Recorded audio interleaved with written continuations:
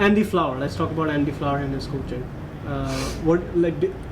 Considering England has had a really tough time on the subcontinent, whenever they've been doing really well, they've got a really good side, they've got a really good coach now. Do you think him being there is actually going to affect them starting to do well overseas? Well, overseas? Well, I think Test cricket's a very different state of affairs to one-day cricket. Where they're rubbish.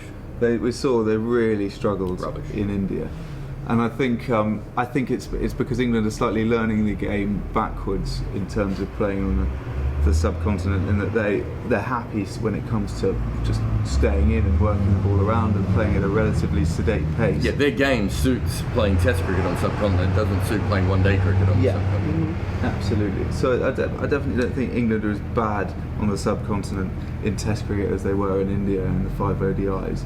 But I'm not. They haven't played yet. We don't know what the New England team is really going to do. Well, the only time we saw them was in Bangladesh. They were okay in Bangladesh. Although having said that, it's not like they smashed Bangladesh either. No, but that was a good warm-up. But then the Bangladesh at that stage.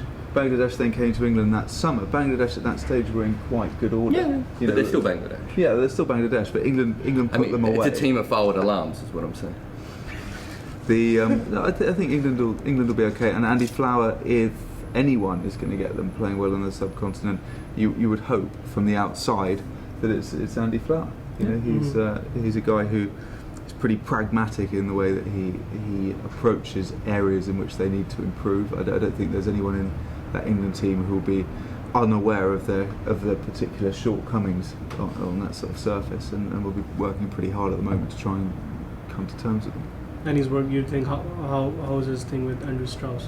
Is Andrew Strauss going to be a good captain over this? Well, I think they both subscribe to the same approach, which is very much a safety first approach based around the seamers knowing the bowlers knowing their job, and the batsmen, putting pressure on by scoring runs and not conceding runs. That's how England play. It's how England play at home. It's how they won in Australia.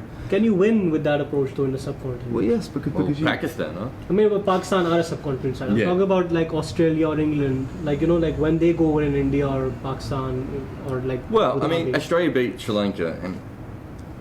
Sri Lanka. Yeah, but Michael Clarke is a very aggressive captain. Yeah, but if you look at the way they played, they just went, we're just going to bowl line and length and back our bowlers and short spells and go around. It works. I mean, West Indies used to win there by bowling line and length. They couldn't bounce anyone over there.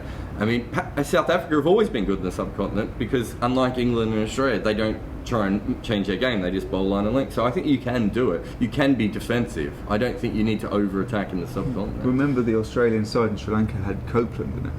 Who did well and went at under 2.5 and over, and that will be the thing for England. Bresnan is a big loss for them because Bresnan gives them the ability to play better than batting 7, but he also would definitely go at under 2.5 and over, and that's the concern if you're looking at the third seamer, someone like Finn, Onions. Will they be able to go at that sort of rate? And that's why they might well play Tremlett. Keep on mentioning Onions, but they have Broad, they have Anderson, they have Tremlett. Well, yeah, but Broad and Anderson are nailed in, and they're guys who have shown that they can go at 2 and over. So you're saying it's a toss-up between Onions and Tremlett and Finn? Yeah, I'm saying that Finn was England's weak link in the Ashes last year, because whenever Finn played, Finn went at over 4 when the others were going at under 2.5. And that's where England lost control in Perth. Yeah. They weren't great in Brisbane, and Finn didn't have a very good game in Adelaide, even though he took wickets.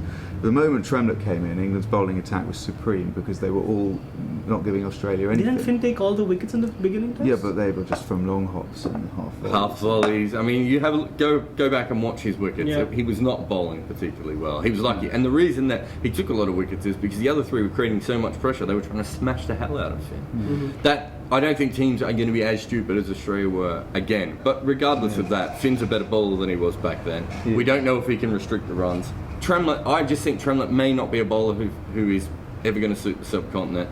I don't know if Onions should be picked either. If it was up to me, I'd pick Adil Rashid. Is that a joke? It's just funny. There's the other guy, the Mahmood guy.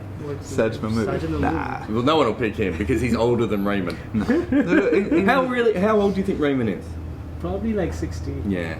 61. But the thing is, he looks like an old 60. Mm-hmm. Has he signed this hat?